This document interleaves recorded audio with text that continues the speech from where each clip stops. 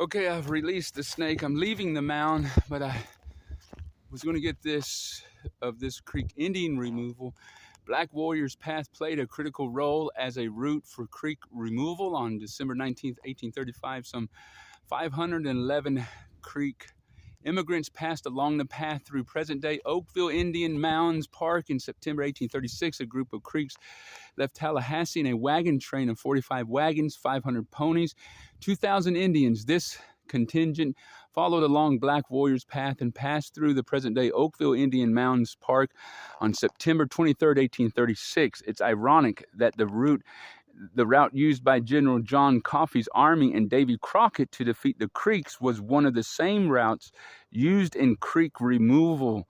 Alabama remains the home of many Creek Indians today. And so here is the mounds once more. So I released the snake, and there used to be, let's see, there's some slaves buried up here. That's what these stones are. And there was another mound another mound that up there that was a burial mound. But also in the 1800s, I guess settlers used it as their cemetery as well, and they've buried their people up there. These are slave buried. They actually found a native woman buried here that had copper, and so the name they've given is, I forget, Copperina or something like that, of the tribe. So these are slave graves, and there's a marker over here that might tell about they found a native woman buried here, that predated the other tribes that, these are slave birds.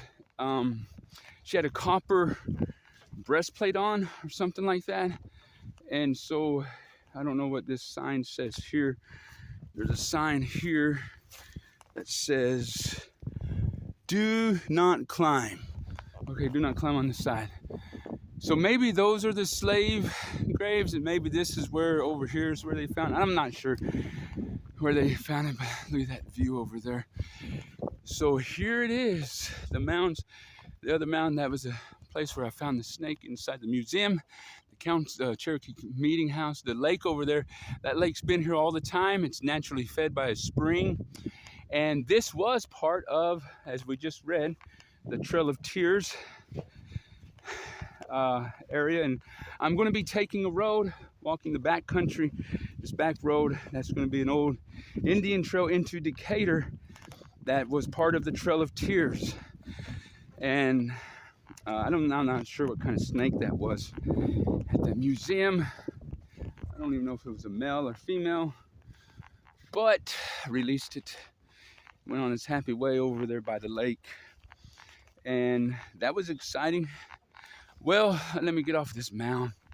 Man, I'm about ready to walk off the edge. So I'm on top of this mound. They're not sure, but they was in trade route. So the dirt from this came from that lake area. They used clay from that lake area, and they was in trade with the Ohio, with the tribe in Ohio, and so they have different artifacts. This was probably maybe during the same time as the Cohica, Mississippian Valley, that mound area over there. Also Kansas, Arkansas City, Kansas, Arkansas City, Kansas. They recently were supposed to have found like a tribal community out there that was larger than Cohica. I'm not sure if I'm pronouncing that name right. But anyway, let's see what this tribe, they say this tribe is. The park is close. They call it Copina. The Copina, named for their use of copper, and Galena were prolific mound builders, as shown by the remains of over 20 mounds in the surrounding area. And so that's that. And so here's the mounds, the Trail of Tears. This is exciting, hiking this Trail of Tears, man. And so being able to pray, share the gospel with people along the way. The lady at the museum, the curator there, was a Christian. Praise the Lord for that. And so here I am walking out of the mountains and walking down this old road, part of that was been used for years. This is the an old ancient trail road. So here we are, walking through history.